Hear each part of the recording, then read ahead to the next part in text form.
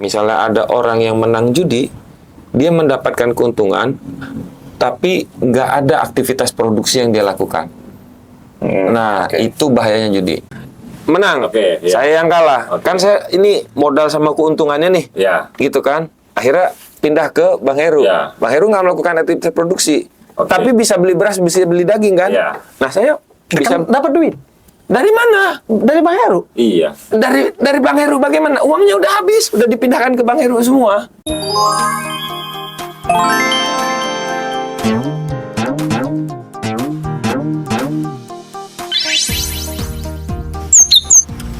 Welcome back to Siasat Channel. Halo teman-teman semuanya, balik lagi sama gua Heru. Seperti biasa, Siasat Channel saling silang pendapat. Kita sering banget ngebahas topik-topik yang sekarang memang lagi banyak diperbincangkan oleh halayak. Nah, berdasarkan hasil riset tim Siasat Channel, hari ini kita berencana membahas tentang judi online. Kita coba mau membahas tentang judi online dari berbagai perspektif. Nah, gue nggak sendirian tentunya pasti, karena hari ini gue ditemani oleh salah satu pakar ekonom kita, dosen juga. Halo Bang Surya Fandiantara. Ya. Balik lagi nih ya. Halo juga. Lalu Vokalnya dari mana ya? Lalu yang satu lagi nih kayaknya nggak perlu gua perkenalkan ya. Ini gua rasa hampir semua penonton setia Siasat Channel sudah tahu. Direktur Eksekutif Indeks Data Nasional, Bang Siva Muhammadius. Halo Bang. Halo. Ini tonnya kayak lebih enak yang ini lebih halus nih. Aduh, apa kabar Bang semuanya? Baik? Baik ya. Terima kasih Om Heru. Makasih Bang udah menyempatkan waktunya buat hadir. Nah, kayak biasa kita bakal ngomongin topik-topik. Kalau kemarin udah sempat ngomongin tentang makan bergizi ya. Kayaknya bakal lebih menarik nih kalau judul ini kita kupas lebih dalam. Nah, Bang, pertanyaan yang kemudian muncul, Bang, ini adalah judul ini, Bang. Judul ini kan penyakitnya sudah mengakar banget, Bang, di Indonesia hari ini. Nah, menurut Abang sebagai pakar ekonomi, dampak yang paling signifikan terhadap ekonomi, khususnya ekonomi menengah, dari menengah ke bawah itu apa, Bang, menurut Abang? Ya, ini coba kita bahas kenapa judi itu berbahaya gitu ya dalam perspektif ekonomi. Jadi kalau saya coba kasih contoh mungkin agak terlalu sederhana, tapi mungkin nggak komprehensif, tapi begini, bahayanya judi itu begini.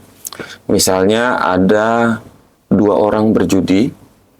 Nah, dalam judi itu kan ada yang menang, ada yang kalah. Nah, ketika yang menang itu memperoleh tambahan harta itu ya, memperoleh kemenangan, maka dia memperoleh penghasilan tanpa melakukan aktivitas produksi.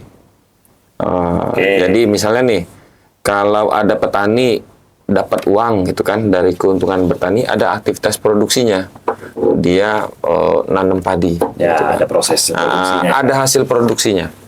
Nah, terus misalnya atau yang jasa konstruksi misalnya, jadi kontraktor bangun jalan, itu kan jasa tuh. Nah, maka ada jalannya ini bisa dipakai sama masyarakat. Begitu tadi petani, berasnya itu bisa dimakan oleh masyarakat dari hasil produksi, lalu dia mendapatkan keuntungan, jadi hartanya bertambah, pendapatannya bertambah, ada hasil produksi yang bisa dinikmati orang lain sehingga roda perekonomiannya berjalan.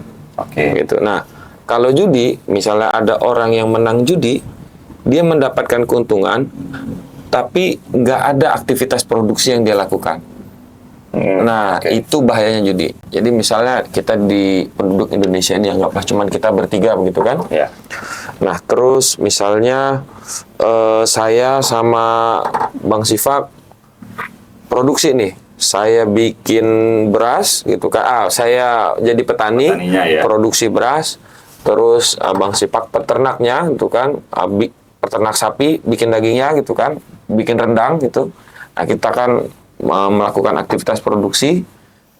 Bang Sifak beli beras saya beli dagingnya Bang Sifak gitu kan. Ya. Kita sama-sama makan, kita sama-sama kenyang.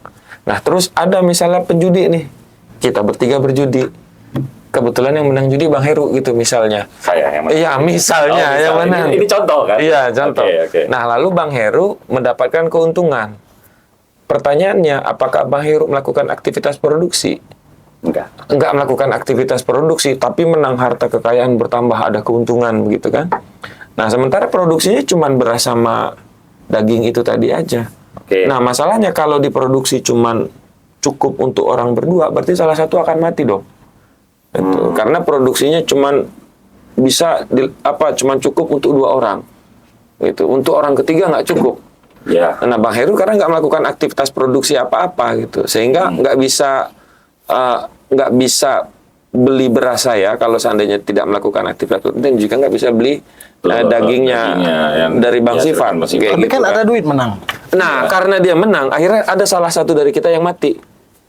Jadi keuntungan saya dari jual beras, gitu kan, misalnya saya yang kalah gitu kan, keuntungan dari jual beras, lari ke Heru. Terus saya mau beli daging dari mana? Tapi secara uang kan tetap berputar di situ-situ iya. saja. Enggak, tadi saya produksi nih. Ini daging, ini beras, Iya. nggak Saya produksi nggak apa-apa. produksi apa-apa. Nggak produksi Tapi saya apa-apa. Menang. Oke, iya. Saya yang kalah. Oke. Kan saya ini modal sama keuntungannya nih. Ya. Gitu kan. Akhirnya pindah ke Bang Heru. Ya. Bang Heru nggak melakukan aktivitas produksi. Oke. Tapi bisa beli beras, bisa beli daging kan. Ya. Nah, saya bisa Kan dapat duit dari mana? dari Bang Heru. Iya. Dari Bang Heru bagaimana? Uangnya udah habis, udah dipindahkan ke Bang Heru semua. Oke, berarti itu kan secara analogi lu coba kasih pemahaman bahwa Iya. kalau ada aktivitas produksinya, kemudian tidak bakal ada yang kalah, pasti ada satu sama lain tapi tidak mati begitu. Atau bagaimana? Nggak pasti ada korban. Pasti ada korban. Karena nggak melakukan aktivitas produksi. Tadi nih, beras harga 10.000, daging harga 22.000, ambil untung 5.000, begitu Iya. kan? Kalah judi 15.000 nih. Lo yang kalah. Iya, misalnya saya yang kalah 15.000 ke Bang Heru kan, uangnya 15.000. Kan udah dijual nih, udah jadi uang Udah jadi berasnya. uang. 15.000 sama modal sama untung ya kan? Oke. Saya mau nanam beras lagi pakai apa? Oh, berarti Menanam pada butuh stimulus baru berarti. Dari mana? Karena uangnya udah dihabiskan di judi. Ada dihabiskan Profitnya. di judi. Nah, begitu juga nih. Contoh yang lebih real lagi, misalnya ada PNS itu, ada karyawan gaji sebulan 3 juta, main judi online. Harusnya 3 juta ini dipakai untuk beli beras, untuk bayar listrik, untuk tagihan-tagihan. 3 juta. Dipakai depo. Dipakai depo. Ya. Kalah 3 juta. Nah, selama sebulan ke depan dia mau makan pakai apa? Bang, lu tadi udah menjelaskan tentang pakai analogi ya, biar lebih gampang dicerna. Nah, kalau pakai bahasa ekonominya lah kira-kira, itu Iya. dibilang kerugiannya dari segi apanya? Dia kalau istilahnya bubbling ya, kalau istilah ekonominya. Jadi judi online itu tadi ya tidak meningkatkan produktivitas. Jadi kalau di ini misalnya nggak ada PDB kita nggak naik, Oke. gitu. Produk domestik bruto kita nggak naik, pertumbuhan ekonomi kita nggak naik karena judi online. Misalnya kebanyakan pengusaha judi online-nya, misalnya begitu. Nah, tadi misalnya ada karyawan, dia gajinya 5 juta atau 3 juta satu bulan, yang mana 5 juta ini buat beli susu anak, buat beli Berputar beras, uangnya buat beli di bawah ekonomi. ya. Nah, tapi ketika dia kalah judi online 5 juta, sebulan ke depan dia nggak bisa biayai kehidupan sehari-hari, dia nggak bisa beli berkorelasi makan. dengan pinjol juga berarti itu nanti ya bisa kita sambungkan ya. Iya, nah akhirnya opsinya apa? Dia berhutang. Nah, berhutang bayarnya pakai apa? Pakai gaji yang berikutnya. Tapi kan nggak menyelesaikan hutang ya kan? Betul, ya. Terus saja terus berhutang. Nah, itu kan bahayanya gitu kan, nggak lunas kan hutangnya. Ya dibayar pakai hutang berikutnya. Terus yang kemarin minus kemarin ya dibayar lagi begitu kan? Nah, berarti kan aktivitas produksi dia terhambat nih si orang yang kalah judi online. Begitu pula sebaliknya, si yang menang judi online ini dia mendapatkan keuntungan tanpa melakukan aktivitas produksi. Sebenarnya itu yang lebih berbahaya lagi. Tidak ada aktivitas produksi yang dilakukan. Oke. Tadi saya jelas-jelas gitu kan, produksi beras gitu kan, saya tanam padi, Bang Sipak jelas-jelas ternak sapi gitu kan. Nah, Bang Heru bikin apa buat kehidupan dunia ini di Indonesia nih? Anggaplah Indonesia cuman Kita bertiga lah ya. Nah, kontribusinya apa untuk perekonomian, untuk kehidupan kita? Nggak ada kan? Oke. Gitu ya, beras ya tetap dari kita, produksi ini juga dari Bang Sifak, itu udah aja. Tapi Bang Berarti Heru, bisa gue konklusikan yang tadi analogi tadi berarti gue ini adalah bandar judinya. iya, bandar ataupun pemenang judi. Kan judi ada yang menggunakan Emang ada bandar. yang menang judi? Nah, kalau dibilang ada atau tidak yang menang judi, itu ada. Ada yang menang judi. Bahkan judi itu ada profesional judi itu kan, pro player judi itu ada juga yang menjadikan judi itu sebagai mata pencaharian utama. Nah, gitu kan. Nah, jadi kalau ada orang bilang bahaya judi itu nggak ada yang menang, ada yang menang. Bahkan ada orang yang benar-benar hidup dari judi itu ada. Oh, menarik nih. Ada orang yang benar-benar hidup dari judi. Iya, Kita dia- bawa konteksnya ke Indonesia kali Bang kira-kira. Iya, nah cuman begini masalahnya. Kadang orang salah. Sebenarnya bahaya judi itu bukan nggak bisa menghasilkan uang atau menghabiskan uang kalau menurut saya pribadi. Tapi bahaya utama judi itu tadi.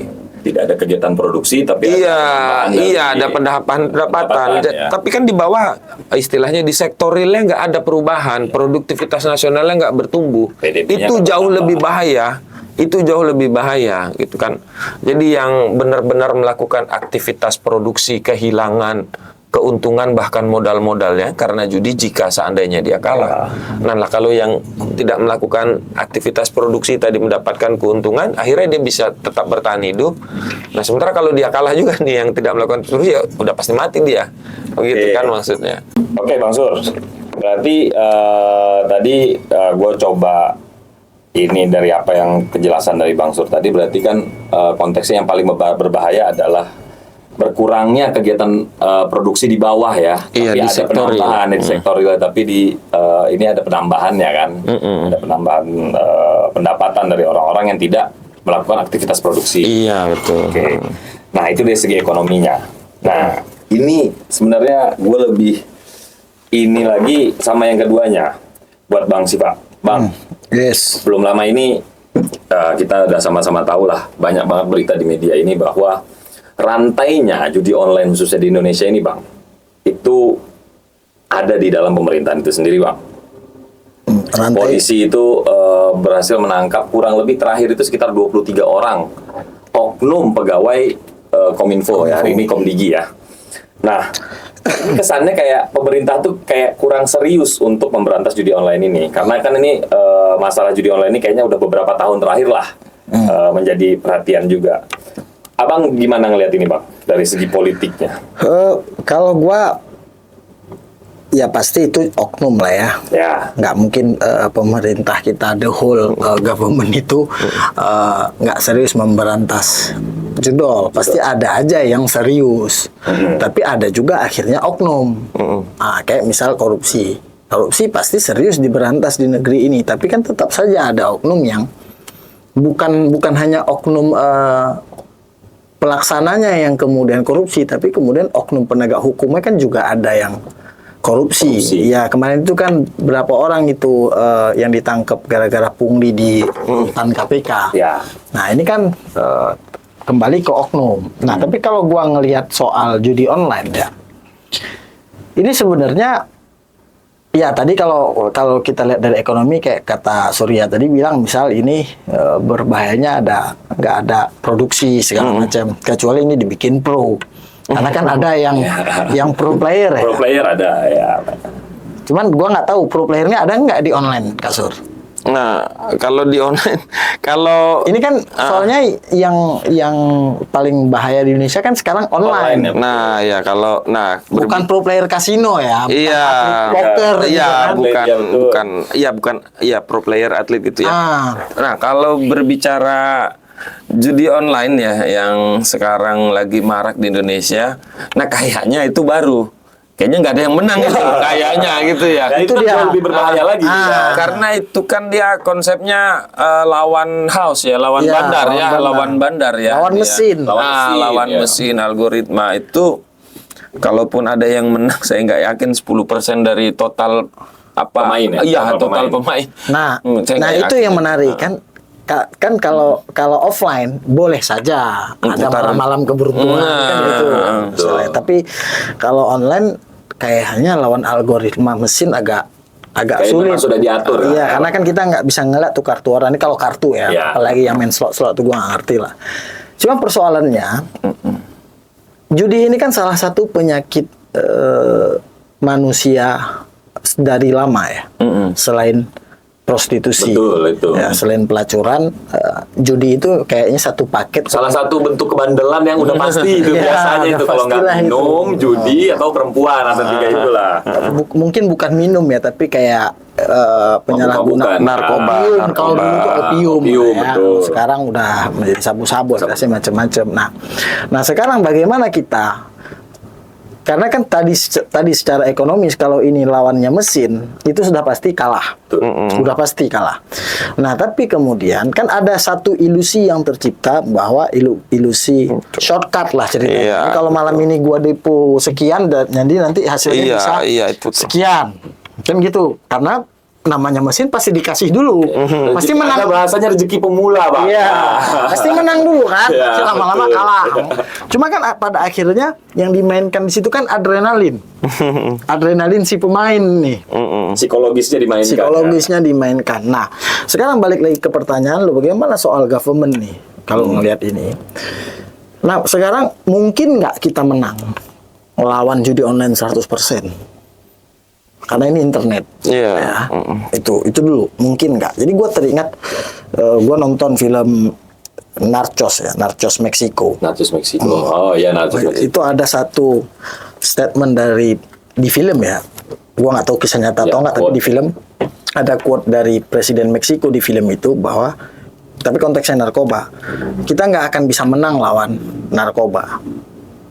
Yang bisa kita lakukan adalah mengendalikan narkoba. Nah begitu juga misal judi online. Menarik nih. Ya.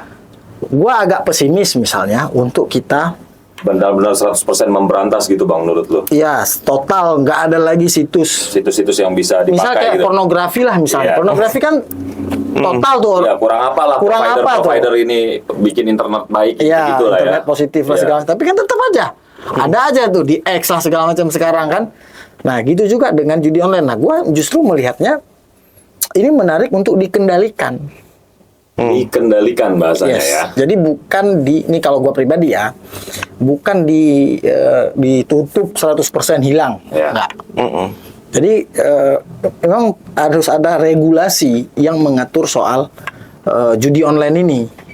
Yakin lu, Bang, untuk negara ya kita yang pertama Indonesia Muslim terbesar di dunia, itu yang pertama. Yang kedua, budaya ketimuran kita yang penuh dengan norma-norma lah. Nah, sekarang gini. Sekarang bandar judi online itu kan kalau kita baca di berita-berita itu kan punya luar nih. Betul, servernya di luar semua. Singapura Ya, lah, betul. kemudian Kamboja, betul. Republik Rakyat Tiongkok Iya. kan gitu. Nah, bisa nggak kita ini kalau pikiran imajinasi liar gua ya, ini kemudian dipikirkan untuk dijadikan di Indonesia dan dikenakan teks. Teksnya besar. Ya. Misal kalau hiburan malam itu kan kita tahu berapa 40% 40% ya. itu Nah, teksnya. kalau judi online tuh bisa diterapin sampai 60% misalnya. Jadi kalau lu kasih 100.000 langsung dipotong 60%-nya menjadi hanya sisa 40.000. Nah, Bang, itu gue sebelum Jadi itu kan- tadi, cuman gue pengen ngelihat bagaimana Abang melihat pemerintahan hari ini dan pemerintahan sebelumnya dalam menangani judi online. Kalau gua gini, meskipun gua agak pesimis bahwa akan ada regulasi yang kayak gua bilang ya, karena kan kayak tadi negara kita negara Muslim segala macam, nanti takutnya malah menjadi polemik, ya kan, menjadi kontroversi lah di masyarakat. Tapi sebelum itu dilakukan, ya gua nggak punya data karena kita belum punya survei soal bagaimana sih sebenarnya judi online ini acceptance-nya di Tengah-tengah masyarakat. di tengah-tengah Ya. masyarakat, karena kita tahu pemain judi online ini bukan cuman kelas bawah, tapi sampai kelas atas pun main judol. Anggota dewan pun ada. Anggota dewan pun Sudah ramai kemarin kan. pernah ada ya. PPATK ngeluarin data itu. Pernah ada yang main. Nah, jadi gua gimana ya? Agak sedikit gua bukannya ngasih statement bahwa ini harus dilegalkan ya. Tapi ketimbang untuk membasmi 100% yang sulit, ya sudah coba dipikir ada solusinya. Misal kalau apa di offline kan, entah dibangun kasino, entah Kayak zaman Gubernur Ali Sadikin dulu. ya gua nggak, tapi waktu gua di Malaysia kemarin yang setahu gua juga ada satu judi di Malaysia yang legal tuh. Jadi ada ruko, nanti orang antri tuh untuk membeli kayak lotre gitu. Gua nggak tahu di Indonesia. Di situ. Kok gue kayak ngebaca ada aura pesimis dari abang ya bahwa ini bisa pemerintah bisa. Karena ini sesuatu bukan political will pemerintahnya yang nggak mau, tapi ini sesuatu yang online. Yang memang cenderung lebih sulit untuk ditertibkan. Online ini kan worldwide kan. Jadi kayak misalnya kayak tadi contoh kasus video porno aja. 1.000 ditutup. Belakangan kan ada VPN Iya, itu gua nggak begitu ngerti lah. Nah, tapi yang harus diselamatkan adalah sekarang uangnya itu kan lari keluar, bukan ke dalam. Iya, betul. Nah, karena hostnya itu punya luar, entah Singapura atau lain-lain, gua nggak tahu pasti. Tapi uang kita nih, uang rakyat Indonesia itu kesedotnya keluar. Tidak ada aktivitas di dalam.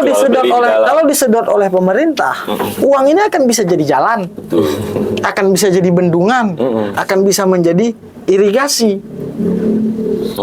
Tapi soal bagaimana cara meregulasikannya, hands up lah. Itu bukan bagian gua nih. Karena harus kita survei dulu kayak gimana kan. Ini cuman sedikit Gagasan. Gagasan lah. Nah, Bang Sur, menarik nih dari Bang Siva tadi kan, bahwa menurut Bang Siva kenapa nggak dicoba untuk diregulasikan, bakal kemudian data yang... Sorry, itu kan gini, meregulasi pelan-pelan nih, pelan-pelan sampai kemudian kita bisa eradicate 100% lah kira-kira begitu. Itu jalannya itu dengan cara meregulasi pelan-pelan. Pelan-pelan naik gitu. Menurut gua ya, semoga gua nggak salah dalam berspekulasi.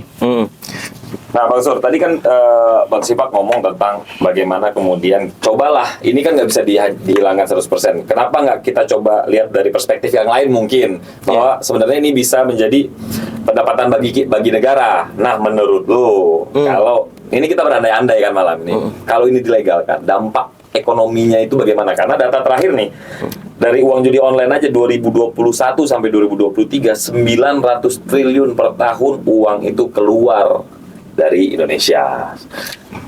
3.300 ya APBN kita ya, 3.300, berarti 900 triliun itu hampir 30%. Nah, gimana lu melihat apa dampak ekonominya? Apakah ini bisa tiba-tiba kita bisa bayar utang pakai uang itu? Nah, lu melihatnya bagaimana ketika itu diterapkan di Indonesia? Kalau sebenarnya udah banyak negara yang melegalkan judi ya. Misalnya kalau yang paling populer misalnya di Vegas gitu kan.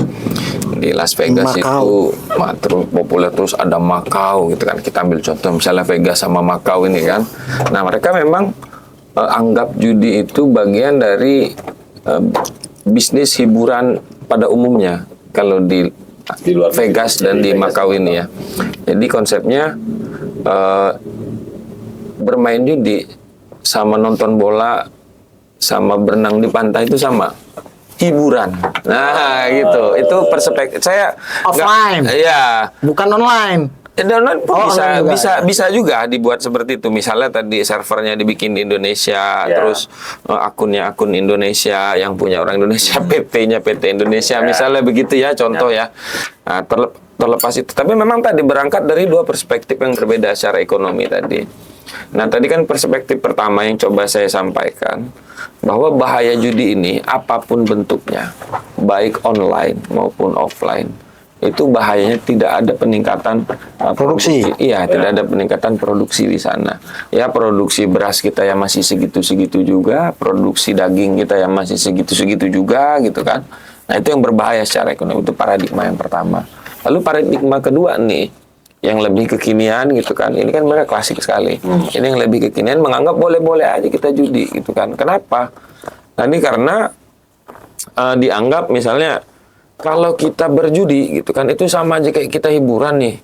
Jadi pengusaha judi itu digolongkan sebagai penyedia jasa gitu kan. Nah, pengusaha disamakan sama kayak tukang cukur rambut, disamakan kayak tadi kontraktor, pokoknya pengusaha jasa, sama kayak perusahaan asuransi begitu kan, pengusaha jasa nih udah gitu kan, disamakan. Nah, maka kemudian pendapatan dari si bandar, si pemilik perusahaan judi ini tadi kan, atau pemilik kasino gitu, pendapatannya itu kemenangan dia gitu, misalnya lawan bandar itu dianggap sebagai pendapatan, lalu pendapatannya ini Kena pajak. dikenakan pajak, lalu ya. pajaknya ini Distribusikan lah. iya, lalu oleh pemerintah kan dikelola begitu kan. Nah itu yang paradigma yang kedua, tapi menurut saya tetap tidak menjawab permasalahan Yang produktivitas pertama. tadi begitu. Jadi Nah, walaupun uangnya itu berputar di dalam negeri, menurut lu itu sama sekali nggak memperbaiki itu tadi? iya, masalahnya tadi peningkatan produktivitasnya nggak terjadi gitu. Berarti kayak pengusaha dunia hiburan tuh Ya, iya, memang itu bubble-nya ekonominya di situ, permasalahan utamanya di situ. Dan sehingga nanti akan ada saatnya di mana ketika orang lebih senang, oke lah dianggap bisnis judi ini lebih menguntungkan gitu kan. Daripada gue bertani lebih baik gue bikin bisnis judi deh. Nah akhirnya nanti produktivitasnya menurun, nilai mata uangnya juga menurun, nanti ya udah krisis ujung-ujungnya. oh kan nggak mungkin juga Begitu. semua jadi pengusaha judi. Iya. Iya kan. Contoh misalnya, Iya, contoh iya. ada saham, orang Iya. pada main saham, jadi saham. Nah Oke, itu. gua baru mau masuk ke situ. Iya tadi. kan? Kan ya kok udah. kurang lebih sama. Sama, itu judi yang dilegalkan kan, Iya. banyak yang ngomong itu kan. Iya, Saham nah. itu Kan kurang lebih. Iya. Itu ujungnya krisis itu yang coba dihindarkan oleh paradigma pertama itu tadi gitu. Apa judi kan tergolong seperti itu, nggak ada sektor real kan, nggak ada pertumbuhan produksinya nggak ada gitu kan, ya sama juga kayak orang main Bitcoin gitu misalnya. Bitcoin dari mana, apa produksinya Bitcoin apa nggak real kan mata Iya, uangnya gitu kan. currency-nya Namanya itu juga nggak real, cryptocurrency gitu kan, nggak real kan, uangnya nggak bisa kita pegang. Ya syukur kalau negara itu mengakui, ada negara yang mengakui, ada yang Ada enggak. cuman mengakui, cuman tidak bisa dijadikan alat tukar. Iya, nah kan begitu kan. Nah, itu kan juga sebenarnya sama seperti judi itu tadi, bahayanya gitu kan. Bahayanya kemudian tidak ada penambahan produktivitas di dalam negeri. Nah, cuman kalau dalam kasus judi online ini tadi benar juga. Jadi udahlah ini aktivitas produksinya nggak bertambah, uangnya juga dari keluar. Iya. Nah, atau yang lebih parah lagi, ketika uangnya mau dipakai sama si pemenang atau si bandar, nggak bisa dipakai, rekeningnya dibekukan oleh negara begitu kan, nyangkut uangnya jadinya. Itu justru lebih parah lagi. Itu lebih parah. Tadi masih mending 40% masih bisa berputar dalam Oke. siklus perekonomian gitu kan, karena masuk pajak. Iya. Cuma 60%-nya nggak berputar. Begitu kan, kalau seandainya pajaknya 40% sama kayak industri hiburan malam gitu misalnya begitu kan. Tapi kalau udah dipajakin nggak mungkin diblokir dong. Ya, Pasti iya, kalau udah kalau- dipajakin nggak mungkin diblokir Kalau lah. dipajakin, misalnya pajaknya Jahat banget negara aja nih, udah minta pajak 40, 60 jadi blokir juga kan kayak ya, gitu konsepnya. misalnya nih pengusaha judi menang gitu kan, Oke, hasil ya. kemenangannya dianggap sebagai penghasilan atau Iya, pendapatan, pendapatan dia. lalu dikenakan pajak 40%, misalnya kita anggap sama kayak hiburan malam hari ini begitu kan, 40%, yang 40%-nya berputar di perekonomian jadi belanja Iya. negara, yang 60%-nya ya tadi kembali ke paradigma yang pertama tadi gitu kan, yang 60% itu pendapatannya kemudian akhirnya tidak memberikan sumbangsih nyata kepada produktivitas dalam negeri begitu maksudnya. Tapi kan jasa juga ada, Sur. Ada, dia kan menjual jasa. Orang Iya, jasa. dunia malam itu kan dia Ah. jasa jualnya. Nah. Ada pekerja di situ, Nah. ada pendapatan di situ. Enggak ada nah ini makanya jangan sampai geser antara produktivitas di bidang apa, produktivitas di bidang jasa sama ketika bermain judi. Itu sering orang salah nih. Misalnya orang cukur rambut, Oke, jasa nih cukur rambut, ada yang berubah nggak dari rambutnya? ada. Berubah. Orang tadi jasa konstruksi, Ya, kuli ada. bangunan. Iya, ada yang berubah nggak dari hasil Enggak, produktivitasnya? makanya kalau itu? jasa hiburan Jasa hiburan coba. Lah, jasa hiburan mana yang mana misalnya? kan nggak ada yang contohnya? berubah. Misal kita masuk ke klub nih. Ke klub, Iya, oke. Taruhlah, Ke klub, misalnya ke bar. kita ke The Edge ya Ya, kan, ke The bar, Edge. ke bar lah ya. Kemudian kita spending 2 juta misalnya. Misalnya. Jual, beli apa? Ya beli minuman. Minuman. Ada minumannya? Ada. Ada yang bikin produksi minumannya? Ada. Nah, yang produksi Tapi kan minumannya- misal belinya whisky Amerika. Ya misalnya, contoh misalnya ya kan, misalnya kita lagi di Las Vegas lah ini, misalnya kita begitu kan, misalnya ini kan, Itu misal ya. misalnya kita lagi Kenapa nggak deket-deket aja Macau ya? Las Vegas jauh kali. kan lebih populer, Oh, lebih kayak populer. gitu kan. Karena sering nonton film. Iya. Film. Misalnya tadi kita ke tempat hiburan, ada pengusaha hiburan gitu kan. Kan tetap ada produktivitasnya. Produksinya apa? Ya minuman itu tadi. Ini judi nggak ada. Aplikasi. Enggak Iklan, ada. nanti ada iklan Enggak gitu, enggak? ada. Paling ada ya misalnya di main kartu ya pengusaha kartu itu aja paling. Tapi kan keuntungan Kalau gini, nggak kalau ada. kalau offline gue bisa membayangkan ya aktivitas jual beli di sana. Iya. Karena kan udah pasti jual rokok, jual Apapun minuman. di sana ada. Itu kan harga side soda. iya, ya. itu kan perputaran di samping kan. Tapi tadi kita ngomongin Online. pendapatan si bandarnya ini Iya, loh, pendapatan si bandarnya ini. Dia nggak melakukan aktivitas produksi sebenarnya si bandarnya ini. Oke. Begitu. Gua Tapi kan tapi gini, Bor, gua memang bukan nggak begitu paham ya, tapi emang nggak paham gua Iya, soal ekonomi. ekonomi. Tapi nggak masuk di kepala gua, Oke. ini mengganggu aktivitas produksi. Dia bisa aja duit itu kemudian diputar. Dipakai. Misalnya dia orang di misalnya di Iya. kabupaten apa gitu, pengusahanya ini, uangnya akhirnya dia beli sawah gitu. Ya kan bisa, bisa aja. Enggak, Ini kan awamnya kita, ya kan? Kita bukan pakar ekonomi. Ah, kan bisa aja kasus. Enggak begitu Kan maksud. ada juga perputaran di situ. Ya nggak begitu maksudnya. Beli kebun dan tadi mana? Iya, cuman masalahnya dia mendapatkan uangnya itu tidak melalui dari aktivitas Nah, kalau dia tadi uangnya dipakai buat beli kebun, awalnya kan dari tetap nggak melakukan. Aktivitas produksi. Iya, kalau uangnya nih, saya dapat gelas nih, dari mana dapat gelasnya? Gelas nih cuman ada 2 nih, yang warna putih gitu kan. Terus nih, ya udah gelasnya dipindah ke Heru begitu kan. Heru udah nggak ada- Heru dapat gelas, saya udah nggak dapat gelas lagi kan. Oke. Ya udah gelas nih selama-lamanya 2, nggak bakal bisa memenuhi kita bertiga. Nah, begitu oke, maksudnya. Bang, gua mau coba simpelin sedikit nih. Iya, iya. Belum gua masuk ke Bang Sipa lagi. Lu bilang tadi kan proses produksi lah. Nah, apa yang paling mengganggu dari bertambahnya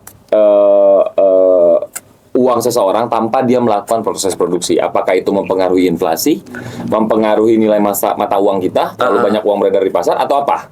Ya tadi. Dampak yang paling berbahaya. Iya tadi yang tentu yang menjadi korban pertama yang kalah ya.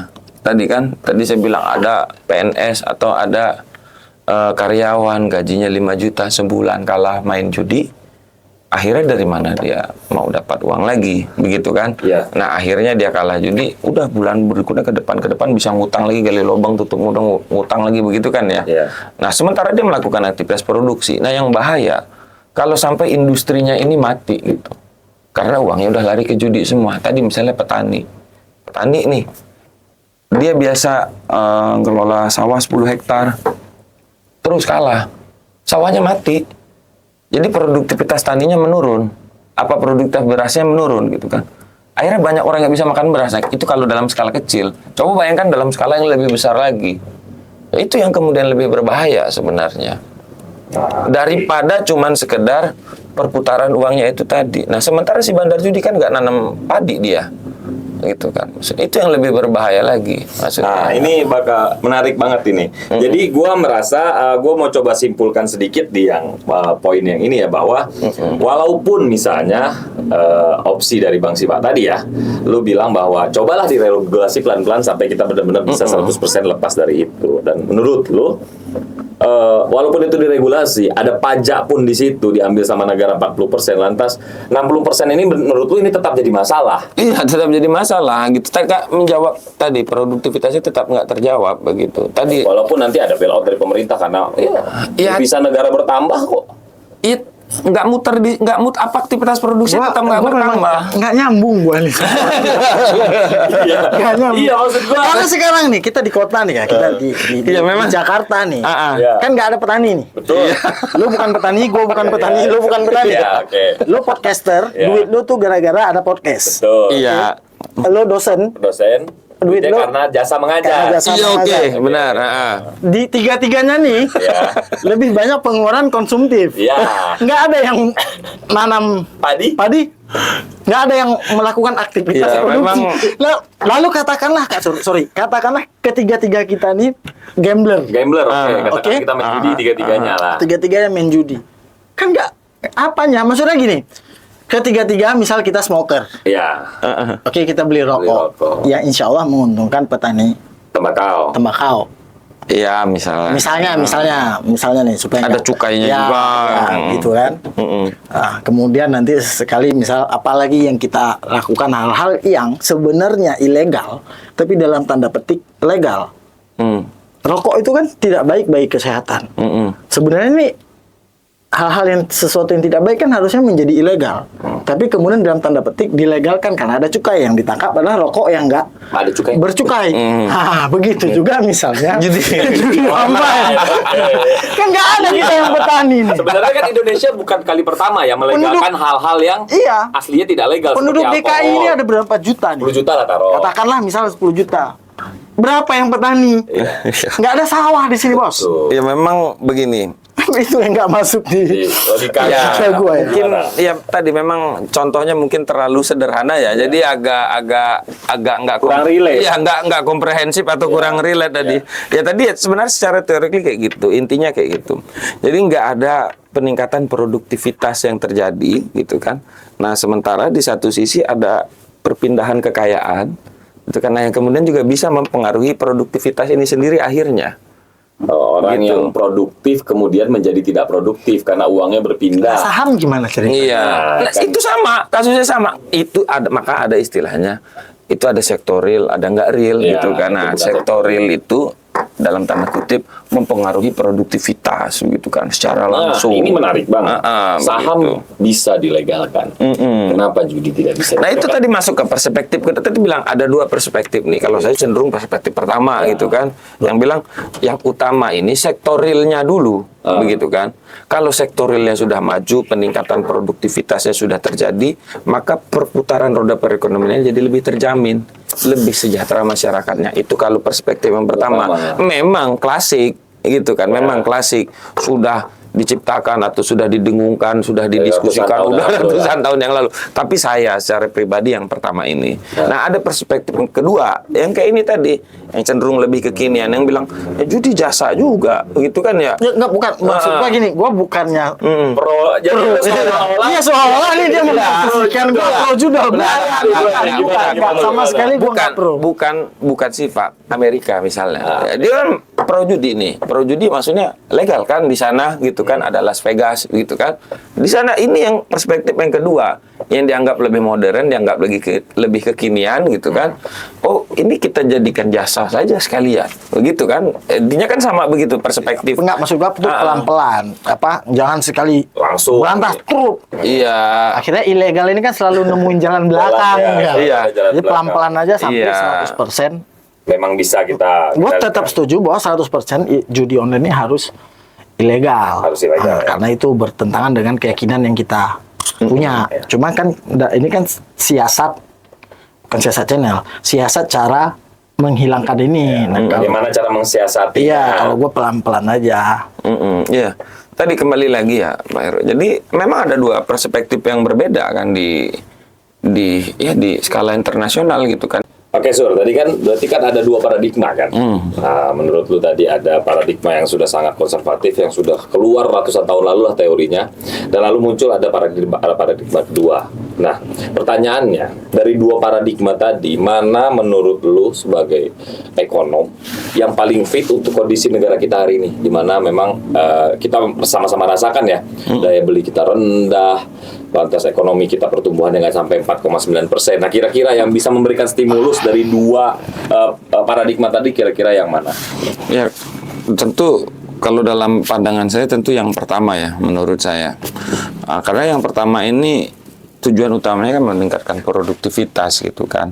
Jadi kegiatan-kegiatan yang kemudian tidak mampu meningkatkan kegiatan ekonomi yang tidak mampu meningkatkan produktivitas secara langsung itu tentu lebih baik dihindarkan karena dalam rangka untuk memperbaiki perekonomian Indonesia hari ini. Itu mungkin menurut saya. Mungkin dalam tadi kan memang nyatanya akhirnya judi itu menjadi sebuah hiburan kan. Contoh yang kita ambil di Amerika yang mana pertumbuhan ekonominya sudah cenderung lebih stabil kan dibandingkan Indonesia. Ya. Udah sampai 2 digit kayak di Cina itu kan udah 2 digit tuh. Pendapatan per kapitanya juga. Iya, pertumbuhan ekonomi lebih terjamin gitu kan. Maka mereka ambil opsi itu, melegalkan judi itu. Nah, meskipun opsi kedua juga nyatanya memang sudah dilaksanakan, baik itu di Vegas ataupun di Makau begitu contohnya. negara lah ya. Iya, dan mungkin ada beberapa negara lainnya juga yang melegalkan judi itu. Nah, tapi untuk Indonesia hari ini tetap, bahkan dalam kondisi apapun ke depannya ya, menurut saya tentu opsi yang pertama ini yang paling pas untuk dilaksanakan, karena dengan potensi jumlah penduduk kita sebanyak ini, kekayaan alam yang kita punya, kenapa nggak kita eksploitasi, bukan eksploitasi ya, kita maksimalkan begitu kan, apa yang kita punya hari ini kita kelola dengan baik gitu ya. Nah, lalu kemudian bisa meningkatkan pertumbuhan ekonomi kita lebih maju, yang ujungnya bisa lebih mensejahterakan masyarakat kita dalam tanda kutip tanpa ada korban. Nah, kira-kira kan kayak gitu. Nah, kalau judi itu ada korbannya tetap gitu ya. Gitu lah kira-kira begitu kan. Nah. Nah, tapi ya tetap opsi kedua ini tetap ada. Nyatanya Amerika masih berjalan, di Cina juga. Singapura dan segala macam. Nah, ini pertanyaan terakhir juga buat Bang Siva. Bang, tadi Bang Surya udah ngomong. Menurut dia merasa bahwa kegiatan produksi ini harus tetap ada untuk menimbulkan adanya surplus value-nya itu bertambah, itu harus ada proses produksinya. Berarti kan opsi yang lu kasih tadi, yang lu bilang ada pelan-pelan, ada regulasi, ada apa segala macam, mungkin menurut perspektif ekonominya Surya itu nggak bisa lah dipakai di Indonesia. Nah, di media-media juga Bang, sekarang gue coba kaitkan dengan situasi nasional hari ini, media-media itu udah banyak memberitakan bahwa kayaknya ini masalah utama kita deh, yang kemudian nanti bisa mengganggu PSN-PSN yang lain, kayak swasembada pangan yang udah pasti jelas, makan bergizi gratis, karena mungkin memang kita kekurangan uang. Nah, dan kita juga sama-sama tahu presiden kita ke luar negeri lagi mau tarik uang biar banyak orang yang investasi di Indonesia, kalau kurang lebih 18,5 miliar dolar lah kemarin. Menurut lu Bang, jalan, kalaupun bukan langkah komprehensif yang bisa memberantas, yang paling bisa dilakukan oleh Presiden Pak Prabowo hari ini Bang, untuk ngelarin ini judi online nih? Ya kalau gua balik ke tadi Kak Sur, kan kita sama-sama dengar nih, Presiden jelas bilang mau memberantas total Ya. judi online. Nah tapi kalau di gua secara pribadi, ini nggak mungkin bisa langsung 100%. Hari ini tangkepin semuanya, bekukan semua rekening. Nah, Itu karena dampaknya juga pasti, dampaknya iya. juga luar biasa, karena kan rakyat kita, maksudnya rakyat Indonesia ini kalangan yang ekonominya menengah ke bawah, katakanlah rekening mereka juga ikut dibekukan. Nah kan pada akhirnya terjadi masalah baru lagi. Nah gue setuju sama maunya pemerintah bahwa menghilangkan judi online sepenuhnya 100%. Cuman yang gue iniin adalah sekarang caranya gimana? Kalau gue tetap pelan-pelan aja dulu. Pelan-pelan berarti bukan langsung ditangkap, bukan langsung bukan langsung dibekukan rekening-rekeningnya, tapi ada pertama bisa diatur regulasi sosialisasi macam-macam lah. Oh, strateginya lah, dicari strategi Ya, terbaik sampai lah, ya. 100%. Nah, ini sudah bisa kita tetap ada dalam beberapa itu yang ada yang ditangkap gitu loh. Tapi nggak bisa langsung total 100% dalam malam ini langsung dijalankan. Nah, itu gue pikir akan sedikit susah. Dampaknya juga bakal lebih parah, karena kan yang main udah dari semua kalangan. Nah, jadi nanti tinggal diklasifikasi aja. Oh ini pemain kecil nih, kan kelihatan Ya, tuh di saldonya. Arah transaksinya juga kelihatan kan, Ya, deponya ini cuma deponya 50.000. Iya. Udah dibiarkan dulu lah, Iya. jangan langsung dibekukan rekeningnya. Lebih selektif lah gitu lah melihatnya. Ya kejar aja dulu bandar-bandar kakapnya, kalau tidak mau diregulasi, misal dilegalisasi gitu. Berarti lu melihat bahwa regulasi itu penting. Ya, cuma kan akhirnya pemerintah sekali lagi akan berhadapan dengan yang pertama ada norma yang kita pegang bahwa itu tidak boleh segala macam, tapi yang kedua pada prakteknya ini juga akan sangat sulit untuk kita menangkan pertarungan ini 100% dari awal. Tapi memang harus Dimulai langkah-langkah kecil lah. pelan-pelan. Jadi nggak revolusi dalam satu malam, tapi ya pelan-pelan aja. Kalau gua gitu. Ya, berarti lu tetap ada optimisme dalam diri lu bahwa pemerintah bisa nge-handle ini nih dalam judi ini dalam beberapa Pasti tahun ke bisa, depan. karena kan kalau gua tetap yakin bahwa ini yang mesti diberangus dulu adalah paradigma jalan pintas menuju kekayaan.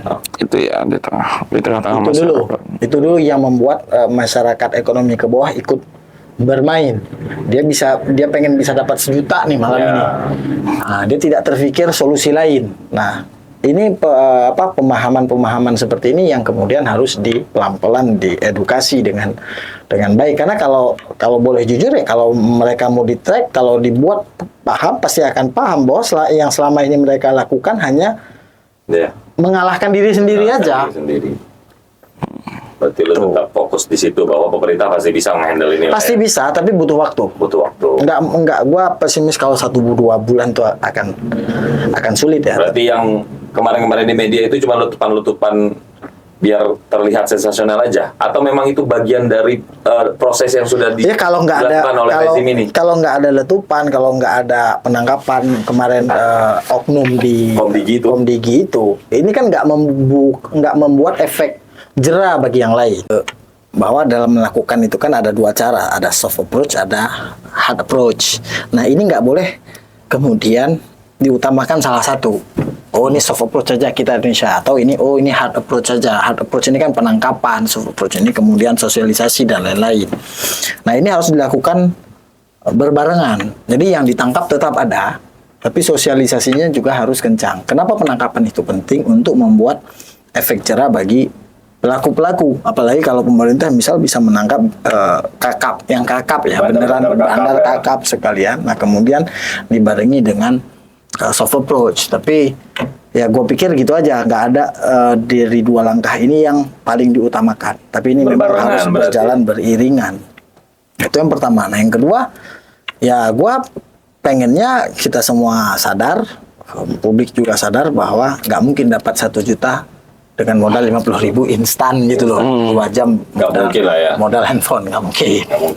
Nah, jadi ya semoga kita semua Indonesia bisa lepas dari judi online. Oke. Ini pembahasan menarik banget sebenarnya. Di next pertemuan mungkin kita bisa ngobrol lagi, Bang Sipak. Sama mungkin udah mulai jadi narsum tetap kita nih ya, bagian dari ekonomi lah ya. Ini pakar ekonomi kita Bang Surya ini. Karena perspektifnya itu suka out of the box Bang. Itu kan jarang orang yang out of the box gitu maksud gua. Jadi mungkin sedikit gue mau ini ada tambahan sedikit. Tadi gue baca berita katanya Menteri Agama kita nanti akan melakukan ceramah serentak hampir di semua rumah ibadah tentang yang lu bilang tadi soft approach-nya, bahwa sosialisasi tentang judi online di semua agama. Jadi mudah-mudahan langkah yang diambil oleh pemerintah bersinergi antara semua kementerian yang ada yang bisa yang terkait itu bisa mencegah judi online ini dan memberikan dampak yang baik bagi bangsa kita. Oke, mungkin itu aja. Terima kasih teman-teman semuanya. Jangan lupa di-subscribe, dibunyikan loncengnya, support kita terus. Sampai ketemu lagi di pertemuan berikutnya. Ciao.